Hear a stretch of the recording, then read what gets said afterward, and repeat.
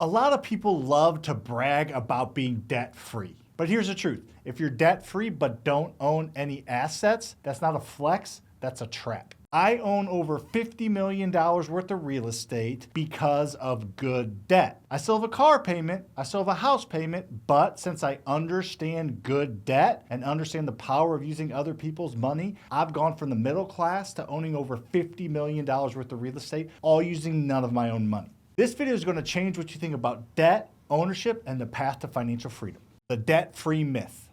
It's become very popular these days, especially if you follow Dave Ramsey, to brag about being debt-free. I can't tell you how many people I know or that I've heard of that are working their hardest to pay off their 2.5% car loan, or working really, really hard to pay off their 3% mortgage on their house. They're spending all their extra money, they're sacrificing their life now, they're eating bologna sandwiches, and they're paying off something that is a very, very low interest rate. And at the end of the day, they paid off their car, they paid off their house, they're in their late 40s, and they don't have anything to show for it. They have a little bit in an IRA and a little bit of 401k, but they're not close to retirement at all. They will maybe cross their fingers and hope to retire at 65, but that's a big maybe, especially assuming AI doesn't take over their job by then. The only way, and we're going to get into this in this video, to actually get ahead financially is to understand how to get into debt. Brag about how much good debt you have, not about how much bad debt you're avoiding. Of course, paying off your car payment and maybe even your house payment can give you a little bit of breathing room, but breathing room and being financially free are completely different. I'm going to talk later in this video about how your safe plan is actually the riskiest one possible.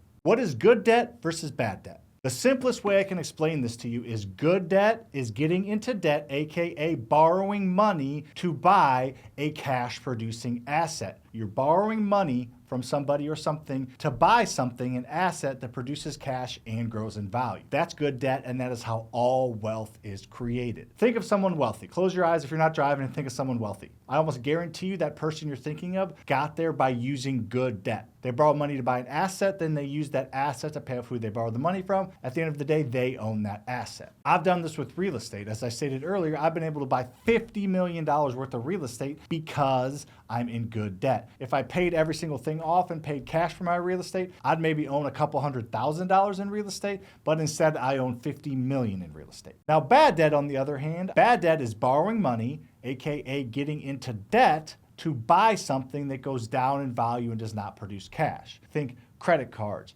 think your car payment, think student loans. You're borrowing money to buy something that's not doing anything for you. You're just borrowing money to buy it because you can't pay cash for it. At the end of the day, that's a liability. So basically, borrow money to buy assets, good debt, create wealth for you. Borrow money to buy liabilities, bad debt, create problems for you. The biggest thing you need to understand is assets create wealth. And if you want to buy assets to create wealth, but you don't have enough money, you can borrow it. And if you execute properly, which is what I talk about on this channel, which I talk about in my Skool community, it's all about doing it the right way. And if you do it the right way, you're going to have more control than any other type of investment strategy out there. Some examples of good debt would be a single family rental, an apartment complex, a small business. Just borrowing money to buy something that's going to pay off who you borrowed the money from. At the end of the day, you own that business or that real estate asset. Wealthy people don't avoid debt, they use it the right way. For example, Elon Musk could have written a $44 billion check, as crazy as that sounds, to buy Twitter. He didn't. He borrowed money against his Tesla shares, and then he brought in other rich investors and banks to buy it with their money. Guess what? He still retained ownership, and he used and continues to use Twitter to pay off who he borrowed the money from. He could have done it himself, but he knows that's not the way to create wealth. I get it. He's an extreme example. That's why I do it with real estate, a lot simpler. The psychology trap. Let's talk about the real problem here. It's not bad financial advice. It's bad mindset advice.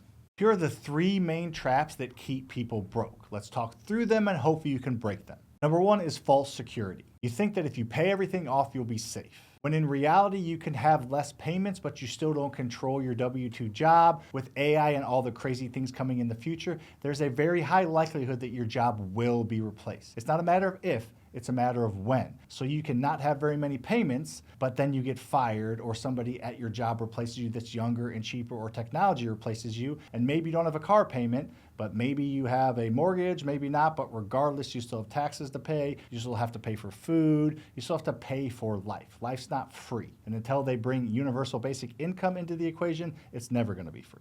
Number two is the middle class conditioning. The middle class is told to play, not to lose, not to play to win. The entire sentiment of the middle class is let me save, save, save, reduce risk, and the goal is to work until you're 65. Take a step back.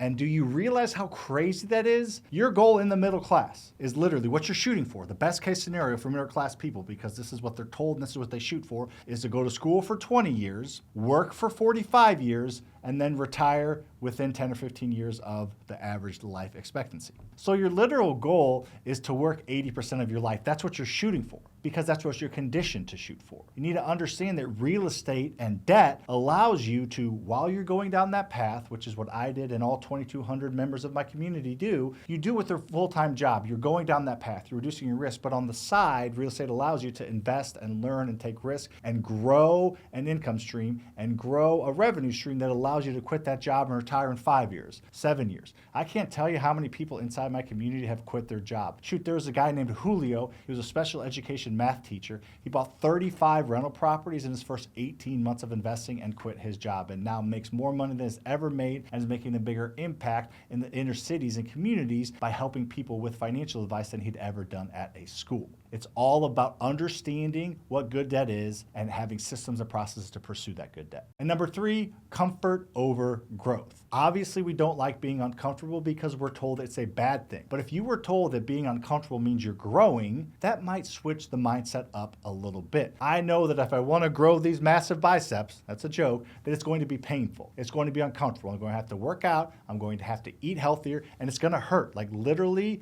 I will work out my biceps, and for a day or two, they will be sore. That's uncomfortable, but that's also growth. You need to understand that's how it works in your business and financial life as well. Your job is not security. W-2 jobs are being cut left and right, and they're going to be cut even more in the future with AI. As I said earlier, it's not a matter of if, it is a matter of when. And what's happening now is kind of in the background. People aren't paying attention. People aren't doing these mass $100,000 layoffs. What they're doing is they're not hiring. People right now are using AI to do jobs that they would be hiring for. And then that AI is going to do those jobs, and that AI is going to get better, and then it's going to start to replace jobs even faster than you can imagine. Maybe you have a job that won't get replaced by AI in the near future, maybe. But the only way to truly set yourself up financially and give you that security and control is to own assets. And you're going to have to get into debt to own those assets. And if you want to do it the right way, you're in the right spot, because I come up with videos like this all the time, my podcast, The Faster Freedom Show, and even more resources I want to tell you about. Just know it is doable for you. It can be scary, but that's okay. Growth and wealth don't come without a little bit of fear. Financial security isn't not having debt. It's having income without your time attached to that income. That's true security. Why real estate is the best use for good debt. It all boils down to leverage. If I want to buy a $300,000 house, I utilize the BRRRR method. Not going to talk about it here. I have dozens and dozens and dozens of videos on this channel about the BRRRR method. But if I want to own a $300,000 house, I'll buy it with the BRRRR method using none of my own money. And in 95, 120 days, I will have a $300,000 house. I will have a $230,000 mortgage. I will have $70,000 of equity, and I will own an asset that's going to double in value in the next 15 years, because that's what real estate does. I'm going to own an asset with a $230,000 mortgage that the tenant pays down every single month, because that's what tenants do. It's also going to provide cash flow for me, and on top of that, it's going to give me tax sheltering and tax savings. That's why real estate is the best place to utilize good debt, because you get something you don't get in small businesses, you don't get in any other investment. You get property value growth, you get debt pay down, you get cash flow, and you get tax savings all rolled into one property you can buy using none of your own money. And even if you want to go the more traditional route and own that $300,000 house, you can put 20% down and still own a $300,000 house. Guess what? If you want to own $300,000 in Tesla stock, you have to have $300,000 in cash. If you want to own $300,000 in Bitcoin, you have to have $300,000 in cash. Real estate is different, it's more powerful, and it's better. No one ever got wealthy paying off their Toyota Corolla. I've watched hundreds of people build 7-figure portfolios that have created wealth for them, all using little to none of their own money, because they understand what this video is about. Good debt is better than bad debt. Good debt is better than no debt. Good debt equals wealth. Don't brag about being debt-free. Brag about being in good debt and owning cash-producing assets that work whether you're awake, sleep, or on vacation. If you want to learn more about this, make sure to hit that subscribe button, that like button. Ask any questions in the comments. I will personally get to them. And check out the comment section below. There's going to be some free trainings in there, as well as a coupon code to my latest in-person FreedomFest event here in St. Louis at the end of February. Would love to see you in person and teach all this to you in an intimate setting. See you on the next one.